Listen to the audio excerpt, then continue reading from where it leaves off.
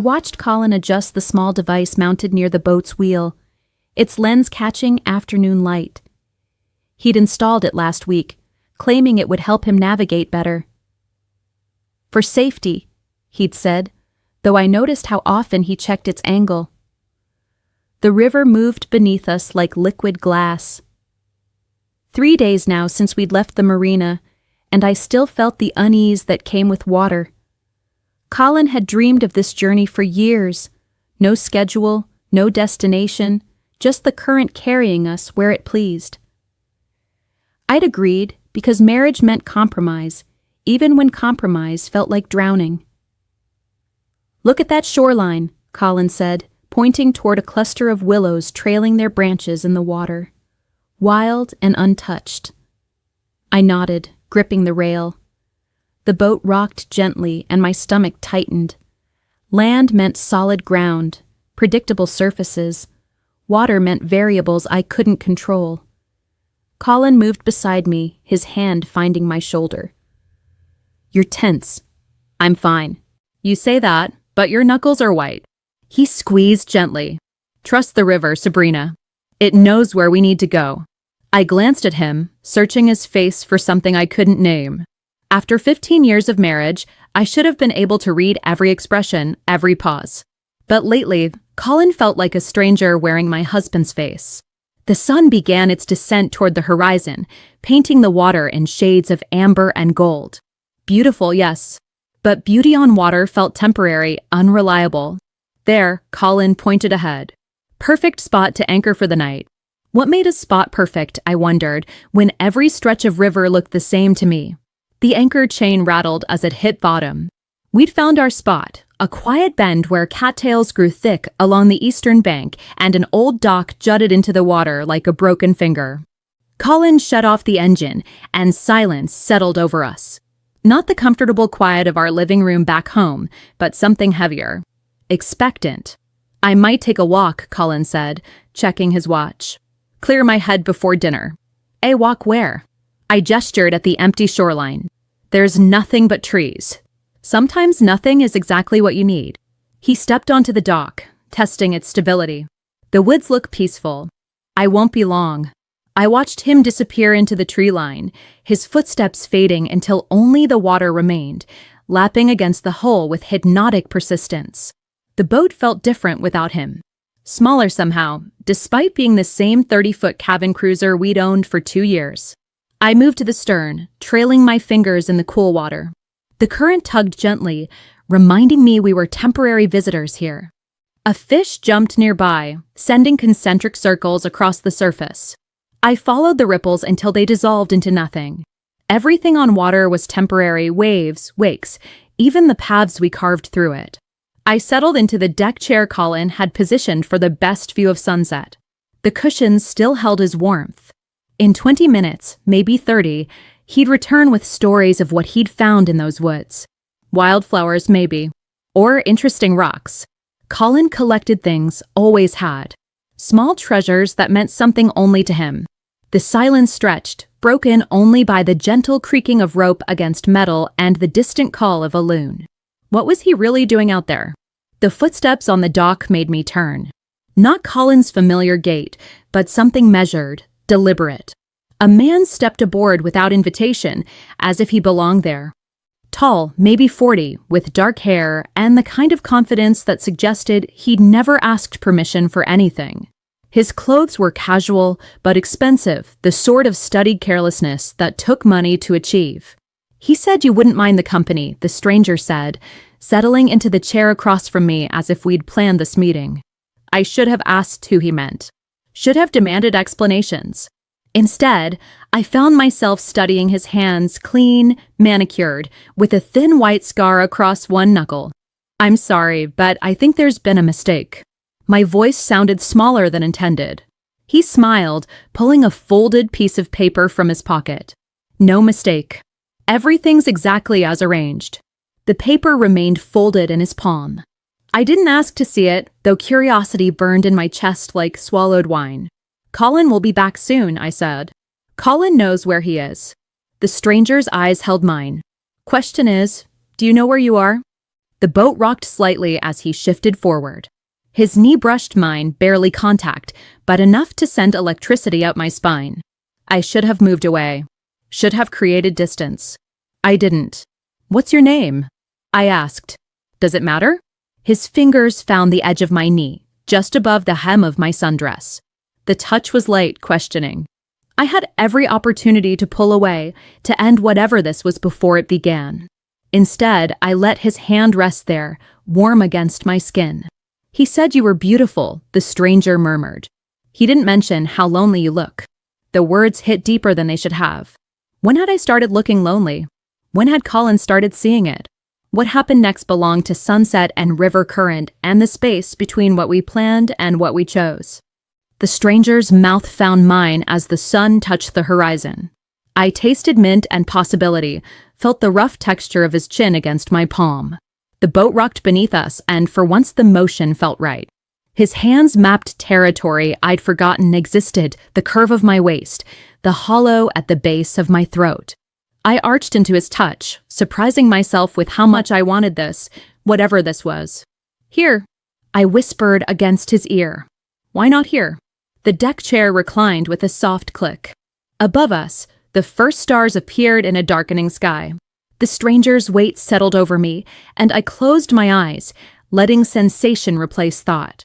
Time blurred. Minutes or hours, I couldn't tell. The river kept its steady rhythm while we found our own. When he kissed the sensitive spot below my ear, I made a sound I didn't recognize as my own voice. "Beautiful," he murmured, and I believed him. The sun slipped below the tree lean, painting everything in shades of gold and shadow. I felt transformed, as if the woman who'd gripped the boat rail in fear had dissolved into someone braver, hungrier. When it ended, when we lay tangled in the cooling air, I waited for guilt to arrive. Shame. Regret. Some proper emotion for a married woman who'd just crossed every line that mattered. Nothing came but satisfaction, warm and complete. The stranger traced patterns on my shoulder with one finger. No regrets. None. The honesty surprised me. Should there be?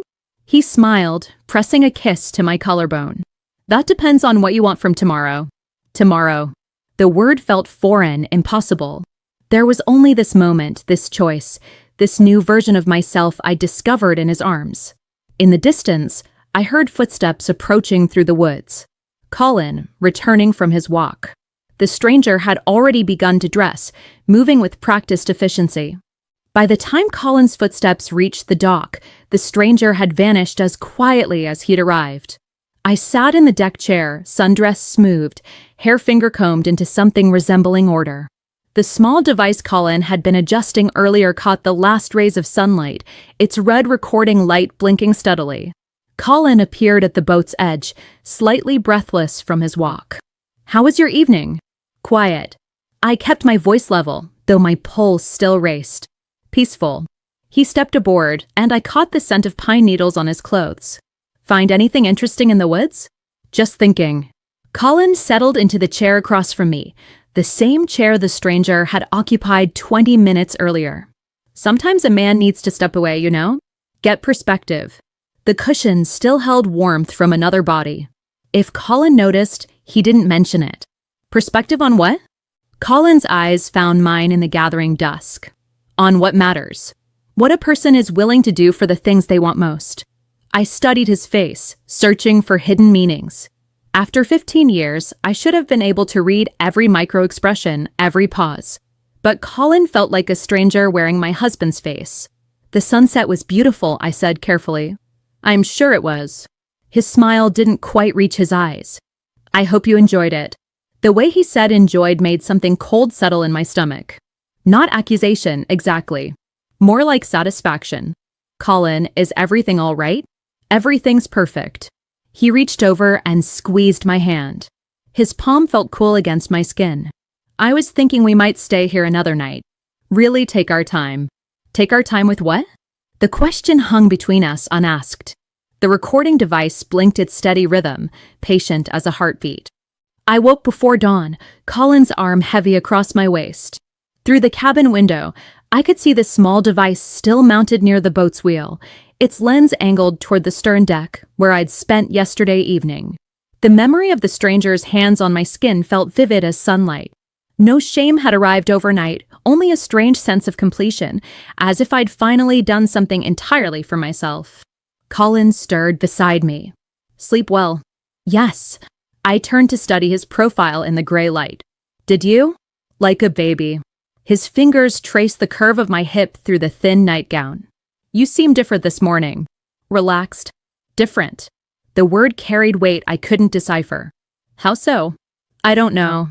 Content, maybe. Like you've finally stopped fighting the current. I pulled away slightly, needing space to think. What's that supposed to mean? Colin sat up, running a hand through his hair. Nothing complicated, just an observation. He glanced toward the window, where early morning light caught the lens of his device. Sometimes we resist things that are good for us. Fight against what we actually want. And what do I want, Colin? His smile was gentle, almost paternal. I think you're starting to figure that out. I watched him dress, noting the careful way he avoided looking directly at me, as if he was protecting something. Or hiding it. I'm going to make coffee, he said. Why don't you stay in bed a while longer? Enjoy the quiet. After he left, I moved to the window and studied the device more carefully. Its angle provided a perfect view of the deck chairs, the spot where I'd spent yesterday evening. The red light blinked steadily, patient as a predator. When had Colin become interested in surveillance? And why had he chosen this trip to indulge it? The coffee maker gurgled to life in the galley. Soon Colin would return with 2 mugs and his gentle smile, ready to discuss our plans for another day on the river. But first, I needed to understand what game we were playing. Colin returned with coffee and a plate of toast cut into perfect triangles.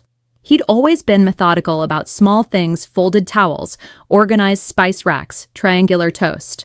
Order imposed on chaos. Beautiful morning, he said, settling beside me on the narrow bed. Thought we might explore upstream today. See what's around the next bend. I accepted the coffee, letting its warmth steady my hands. Or we could head home. We've been out 3 days. Already eager to get back to land? Colin's tone was light, but I caught something underneath. Disappointment, maybe. Or calculation. I miss solid ground. You've always preferred certainty. He sipped his coffee, watching me over the rim. Predictable outcomes. Safe choices. The words felt loaded with meaning I couldn't quite grasp. Is that criticism? Just observation. Colin set down his mug and turned to face me fully. Though I wonder sometimes what you might do if safety wasn't an option. If you had to choose between what's right and what you wanted. My pulse quickened. Why would you wonder that? Curiosity. After 15 years, I thought I knew everything about you. But people surprise you, don't they? Show you sides you never suspected existed. The stranger's face flashed in my memory, dark eyes, confident smile, hands that knew exactly where to touch. I forced my expression to remain neutral. We all have depths we don't share, I said carefully. True. Colin's fingers found mine, intertwining with gentle pressure. The question is whether those depths make us stronger or just more dangerous to ourselves. I pulled my hand away, needing distance. Colin, what are we really talking about here? His smile was patient, almost indulgent. Just river philosophy. The current carries us places we never intended to go. Sometimes we fight it, sometimes we surrender. Both choices have consequences. And which choice did I make? I think you know. The coffee had gone cold in my hands. Outside, morning light sparkled on the water, deceptively beautiful. Everything looked peaceful, normal. But underneath the surface, currents moved in directions I couldn't predict. That evening, as purple dusk settled over the water, Colin produced a bottle of wine and 2 glasses. To new discoveries, he said, pouring generous portions. I accepted the glass, but didn't drink. What discoveries? The things we learn about ourselves when we're far from shore. Colin's eyes held mine across the small table. When familiar rules don't apply. The wine tasted expensive, complex. I wondered when he'd bought it, when he'd planned this particular conversation. You're being cryptic tonight. Am I? Colin reached into his pocket and withdrew a folded piece of paper. the same size and texture as the one the stranger had carried. Found this tucked under the windshield wiper. Thought you might recognize it. My hands remained steady as I unfolded the paper, though my heart hammered against my ribs. The message was brief, written in unfamiliar handwriting. Thank you for a perfect evening. Until next time. Interesting, I said, keeping my voice level. Who do you think left it? I was hoping you could tell me. Colin leaned back, wine glass balanced in his palm. Given that it's addressed to you. The paper crackled as I set it down. No point in denying what we both knew. How long have you known? Known what exactly? Don't play games, Colin. You arranged this. Somehow. His smile was gentle, almost proud. I arranged the opportunity. The choice was entirely yours. The admission hit like cold water. I stared at my husband, this man I'd shared a bed with for 15 years, who made triangular toast and worried about my safety, and saw a stranger. Why? Because I wanted to see what you'd do. Who you'd become when you thought no one was watching. Colin sipped his wine, perfectly calm. Turns out, you become exactly who I hoped you were.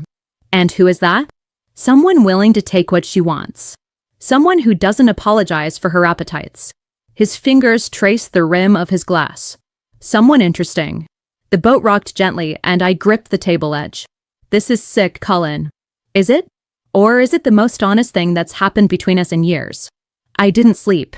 Instead, I lay beside Colin listening to his even breathing and trying to understand what our marriage had become.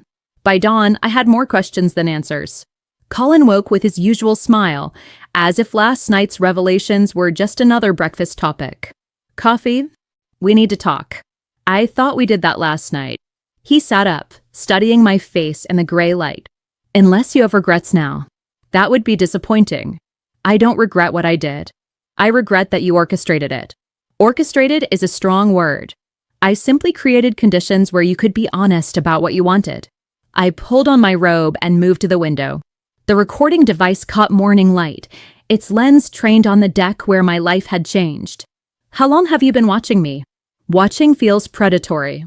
I prefer observing. How long, Colin? He sighed, joining me at the window. 6 months, maybe longer. You seemed so restless, so hungry for something I couldn't identify. I wanted to understand what would satisfy you. So you hired a stranger to seduce me? I provided an opportunity. You provided the enthusiasm.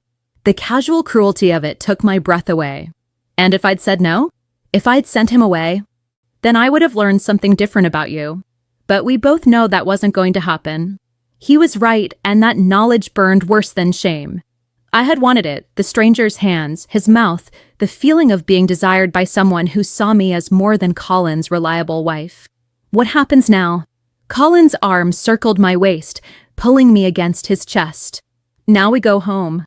And we decide what kind of marriage we want to have. What kind do you want? One where we're honest about our appetites. Where we don't pretend to be satisfied with safe choices. I leaned into him despite everything, drawn by 15 years of habit and the warmth of his familiar body. And the stranger? What about him? Will I see him again? Colin's smile pressed against my temple. Would you like to? Colin spent the morning dismantling his surveillance equipment with the same methodical care he applied to everything. I watched from the deck chair, the same spot where I'd surrendered to a stranger's touch 2 days earlier. Destroying the evidence? I asked. Preserving the memory. Colin tucked the device into a padded case. Some things are too precious to risk losing. The casual possessiveness in his voice made my skin crawl. You recorded it. All of it. For us. Not for anyone else. That's not the point, Colin. He paused in his packing, fixing me with that patient smile I'd once found comforting. What is the point, Sabrina? Trust. Consent. The basic decency of not treating your wife like a subject in some twisted experiment. And yet you enjoyed every moment of it. Colin's voice remained gentle, but steel crept in around the edges. You came alive in ways I haven't seen in years. Don't pretend that doesn't matter. He was right, and I hated him for it. The woman who'd yielded to the stranger's touch had been more alive, more present, than I'd felt in months. But the cost of that awakening was everything I'd thought I knew about my marriage. I want to go home, I said. Of course. We'll leave within the hour." Colin finished his packing with efficient movements. The boat felt different now, smaller, contaminated by secrets and manipulation. I couldn't wait to feel solid ground beneath my feet. As we prepared to leave, I noticed Colin slip something into his pocket. The stranger's note, I realized. A souvenir of his successful experiment. "Colin." He looked up from the mooring lines. "Don't ever do anything like this again." His smile was gentle, almost indulgent. "I won't need to. You've shown me who you really are." That's all I wanted to know. The engine coughed to life, and we began our journey back to familiar waters. But I knew we could never really go home again. 3 weeks later, I sat in our kitchen watching Colin make triangular toast while coffee percolated in the machine he'd programmed the night before. Everything looked normal, same granite counters, same morning routine, same gentle husband moving through familiar motions. But the camera mounted discreetly in the corner was new. And the way Colin's eyes followed my movements had acquired a quality I recognized from our time on the river. Patient observation. Quiet satisfaction. "Meeting David for lunch today," he said, sliding the plate toward me. David. The stranger from the boat had a name now, had become a regular part of our vocabulary. Not friend, exactly. More like a shared secret we'd learned to discuss over breakfast. Where? The usual place. Colin poured coffee into 2 mugs, adding cream to mine without asking. "Unless you'd prefer to join us." The invitation hung between us, loaded with possibilities I was still learning to navigate. 3 weeks ago, the suggestion would have horrified me. Now it sent heat pooling low in my belly. Maybe next time. Of course! When you're ready. Ready for what, I wondered. For the next stage of whatever experiment Colin was conducting? For the complete dissolution of boundaries I'd once considered sacred? Colin kissed my forehead before leaving for work, the same gesture he'd performed every morning for 15 years. But his hand lingered at the base of my skull, fingers tangling briefly in my hair. "Have a good day," he murmured against my skin. "Try not to be too lonely." After he left, I sat alone in our kitchen, surrounded by the familiar artifacts of our life together. Wedding photos smiled down from the refrigerator. His coffee mug sat in the sink, waiting for tonight's washing. Everything exactly as it should be. Except for the camera in the corner, recording everything with patient electronic eyes. I raised my coffee mug toward the lens in a small salute. Whatever Colin was watching for, whatever he hoped to discover about me, I was no longer afraid of his scrutiny. The current had carried me somewhere new. There was no swimming back to shore.